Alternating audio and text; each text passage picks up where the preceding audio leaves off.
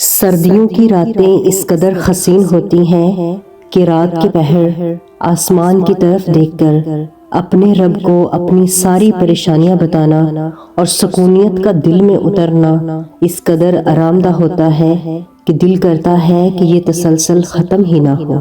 جب وہ سب کو بے فکری کی نیند سلا کر اپنے خاص بندے کو اپنی جستجو کی فکر لگا دیتا ہے تو تاک راتوں کا انتظار کرنے کی ضرورت کہاں پڑتی ہے۔ نم آنکھیں اور تڑپتا ہوا دل اس کو تہجد میں ڈھونڈ لیتا ہے۔ صبح نماز کو اٹھنا تو اتنا مشکل نہیں لگتا جتنا سردی میں وضو کرنا مشکل لگتا ہے۔ اگر آپ کو بھی ایسا لگتا ہے تو یہ خوشخبری آپ کے لیے ہے۔ گناہوں کو مٹانے اور درجات کی بلندی کا وعدہ آپ سے آپ کے رب نے کر لیا، وہ رب جس نے سورۃ النساء کی آیت نمبر 122 میں خود فرما دیا ہے، اور اللہ تعالیٰ سے زیادہ اپنی بات میں کون سچا ہے۔ اور حقیقت تو یہ ہے کہ اللہ تعالیٰ کو کوئی ضرورت ہی نہیں کہ ہمیں وضو کرا کے ہمیں مشکل میں ڈال دیں۔ یہاں تو ساری کہانی محبت کی ہے۔ جب رب سے محبت سچی ہوگی تو نہ ہی بستر چھوڑنا مشکل لگے گا اور نہ ہی پانی۔ اب جب سردی میں وضو کی ہمت نہ ہو رہی ہو تو فوراً خود سے سوال کیا کریں کہ کہیں میری اللہ سے محبت کے دعوے جھوٹے تو نہیں۔ اور ایک اور بات یہ بھی فوراً سچ سوچ لیں کہ سارا دن اپنی غفلت اور جہالت سے جن گناہوں کا انبار خود پر لاد دیا ہے، یہ پانی کے چند قطرے ان سب گناہوں کو دھو دیں گے۔ بس تو پھر کیا مشکل ہے۔ اب وضو کو جانے لگیں تو دل میں مسکراتے ہوئے کہتے جائیں کہ اللہ تعالیٰ دل نہیں چاہ رہا، لیکن آپ کی محبت میں آپ کے وعدے پر یقین کرتے ہوئے خوشی خوشی وضو کرنے جا رہی ہوں۔ گناہ معاف کر دیں، درجات بلند کر دیں، مجھ سے محبت کریں، میں آپ کی غلام ہوں اور آپ میرے مالک ہیں۔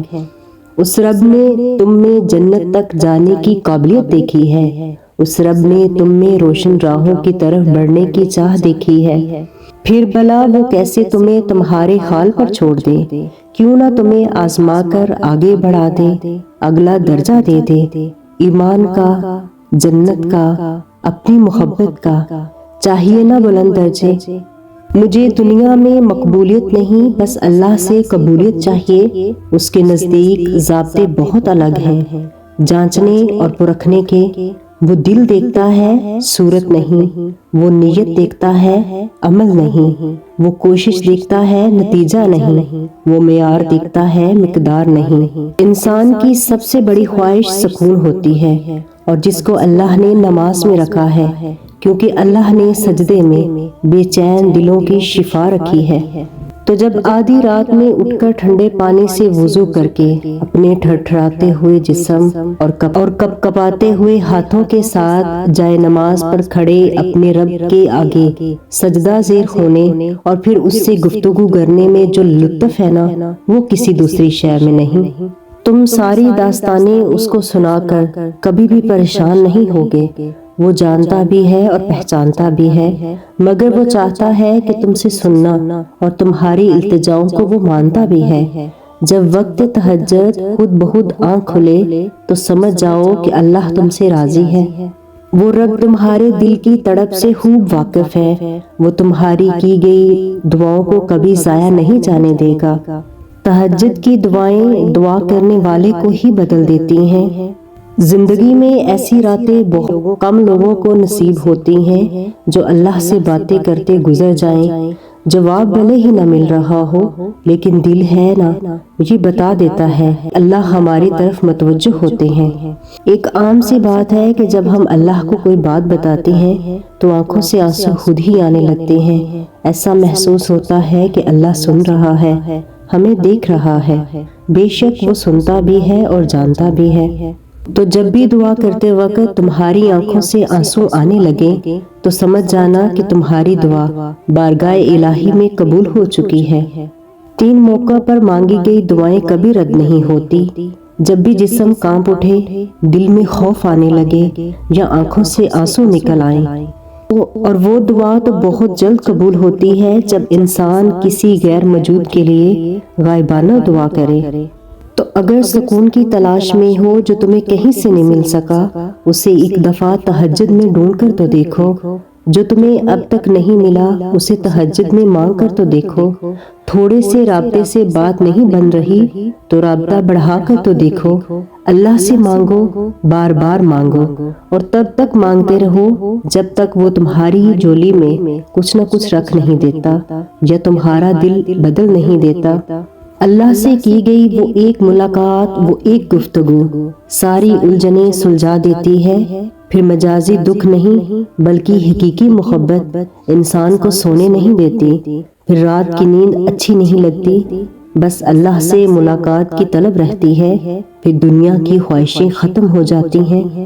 تہجد کا سجدہ یوں ہی نصیب میں نہیں ہو جاتا، کچھ تو ایسا ممکن ہونے والا ہوتا ہے جو اللہ تمہیں تہجد کے سجدے تک لے آتا ہے۔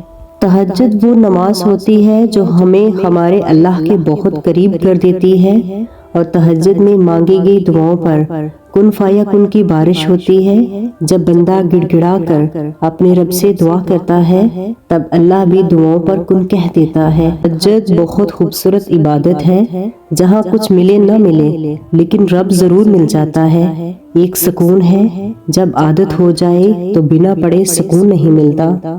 تہجد کی دعا بھی ایک بہترین دعا ہے جو ہمیں دنیا اور آخرت دونوں کی کامیابی اور خوشحالی کے لیے دعا کرنے کی ترغیب دیتی ہے۔ تو اگر اللہ نے تمہیں تہجد کے سجدے تک رسائی دے دی ہے تو سمجھ جاؤ کہ تمہاری دعاؤں کی قبولیت کی گھڑی اب بہت نزدیک ہے۔